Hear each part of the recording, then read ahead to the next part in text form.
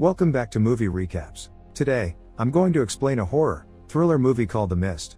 Spoilers ahead. Watch out and take care. In Bridgeton, Maine, the artist David, his wife Stephanie and their 8-year-old son Billy take shelter from a huge thunderstorm, which results in a lot of property damage the next morning. Surveying around their property, Billy discovers damage that has been done to their boathouse by their neighbor Brent's tree.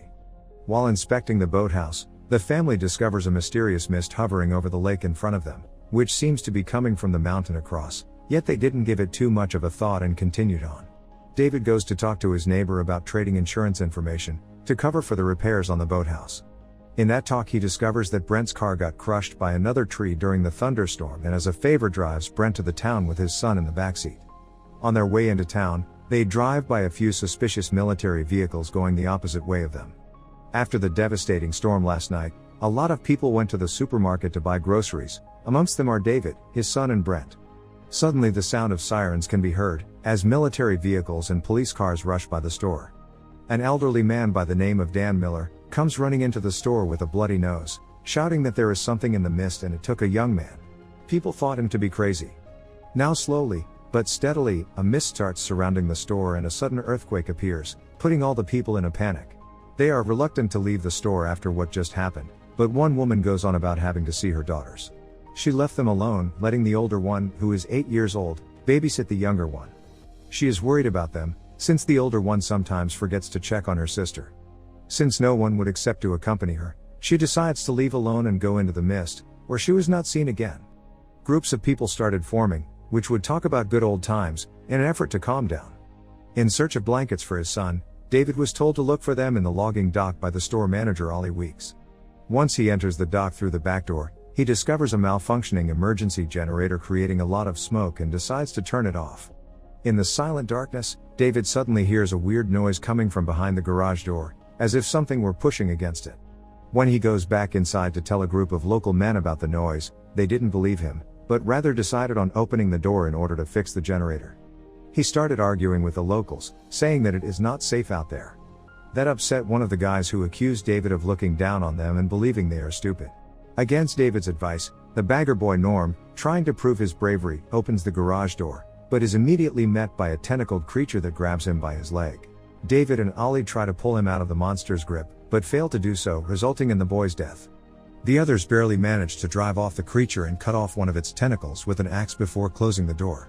While discussing whether or not they should tell the truth to everyone else in the store, they realize that it is not as safe inside as they think. Even after telling the customers about what had just happened in the logging dock, they still wouldn't believe and just laughed it all off, as if it were a bad joke. Their opinions changed, however, after showing them proof in the form of the tentacle they managed to cut off. After the store owner confirmed the existence of a threat, David and Ollie directed the customers to barricade the storefront windows. Mrs. Carmody, a religious fanatic, begins preaching about an impending Armageddon and how this is Judgment Day, brought upon them by God, which scares the children in the store. Annoyed by her arrogance, Amanda Dunfree, a teacher, steps up and slaps Mrs. Carmody to stop her from talking further nonsense. In disbelief of the existence of any monsters, a group of skeptics, led by Brent Norton, decide to leave the store in hopes of seeking rescue outside. David tries to talk some sense into Brent, which ends up making his neighbor even angrier. Hoping to be able to obtain some weapons, one of the town locals volunteers to go out and try to retrieve a shotgun from Ambrose's truck. In order to find out how far he will manage to go, they decide to tie a rope around his waist. As the group walks into the mist, the rope starts to be pulled rapidly for some moments, before it stops completely. With silence and fear filling the room, David starts pulling the rope back inch by inch, already expecting the worst. At one moment, blood started appearing on the other side of the rope, revealing at its very end merely the lower part of the biker's body. The whole store gasped in awe, shielding the children's eyes from the horror they've just witnessed. Now that the people have seen proof, they start taking the threat seriously. In preparations for the night, some people put up lights all over the store, believing that the lights might scare the beasts away. Sadly, that trick only ends up attracting the creepy enormous flying insects. Slamming against the glass enough times, they manage to break the glass and swarm the store. Everyone starts panicking and running from the creatures, but some of them did so in vain. One of the wasp-like creatures flew directly into the store clerk Sally, stinging her in her neck. In the ensuing panic, 2 people are killed by the insects and another is burned to death in an attempt to incinerate the creatures. Sally's death left one particular man grieving, Jessup, who had just admitted his feelings for her a few minutes prior. Mrs. Carmody perfectly described a scene from the Bible that replicates this exact incident, and in the chaos is miraculously spared from an insect, leading her to proselytize more fervently and gain followers among the survivors. Meanwhile, the store manager Ollie saves Billy's life by shooting one of the insects before it could attack him. The next morning, a small group, led by David, goes to the neighboring pharmacy in search of medical supplies and some other survivors, who might have sought shelter in there. Amanda and others tried to convince him of the danger this idea poses, and that he could leave his son orphaned, but he believed it to be safe enough to get to the pharmacy, reminding them of how far the biker got before he was actually killed. Even Mrs. Carmody advised them against leaving, going off in a monologue of her religious talk, when she gets hit in the head by a can. It turns out to have been thrown by an ex-teacher, Irene Riepler, who told her to shut her mouth. Going through the mist, they actually quickly got to the pharmacy. Since it was quiet inside, they believed to be safe.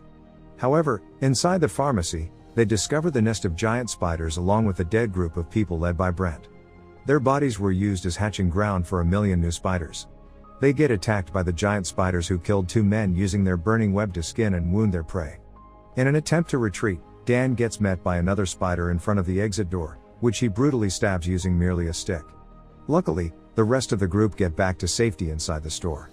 Mrs. Carmody, who had opposed the expedition, uses this failure to increase her influence, by offering protection from divine wrath to new converts.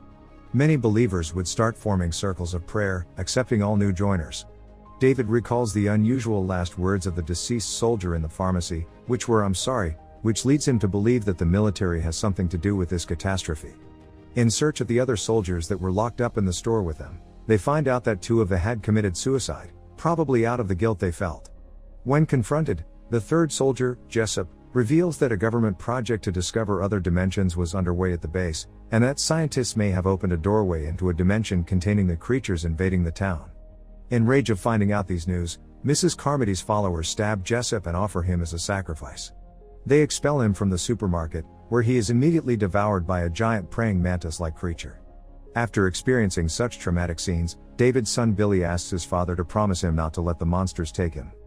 The next morning, David and his group, which consists of Amanda, his son Billy, Ollie, Bud, Irene Riepler, and Dan Miller, prepare to leave the store to seek refuge from the crazy coven that has formed in the store.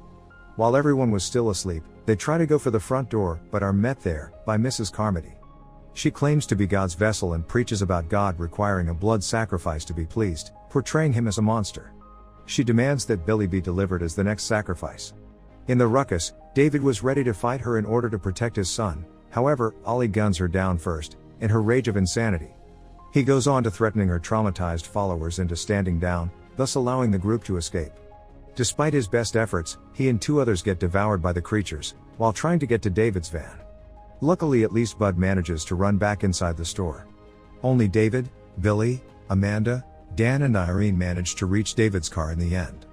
In an effort to grab Amanda's pistol from the car hood, David barely escapes a monster's attack, but manages to get the pistol, which he believed to be of use. They drive off towards David's house through the mist, where he finds his wife Stephanie already dead and hanging from webs. Devastated by what he has seen, he decides to drive them all away from the town. Along the way, they pass by several abandoned cars on the highway and come across a colossal 6-legged beast. After driving for hours, they inevitably run out of gas.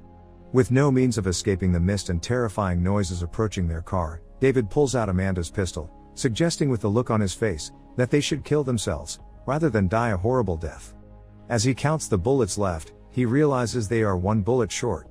He decides to spare everyone else the pain and be the one to stay alive and kill them.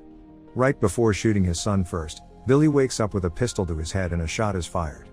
His wish to not be taken by the monsters had been fulfilled, for better or for worse. David proceeds to shoot the other 3 survivors with the remaining bullets before leaving the car, screaming in pain to be taken by the creatures. While waiting there, all of a sudden, the mist starts to dissipate, revealing the vanguard of a U.S. Army armored column that is in the process of exterminating the creatures and restoring order. On one of the trucks, he sees the store people who were rescued after they had left, including the woman who had left to see her children. In that moment, David realizes that he killed his son and the other survivors for nothing and continues screaming in agony. Make sure to subscribe and turn on notifications so you can watch more videos like this. Thanks for watching.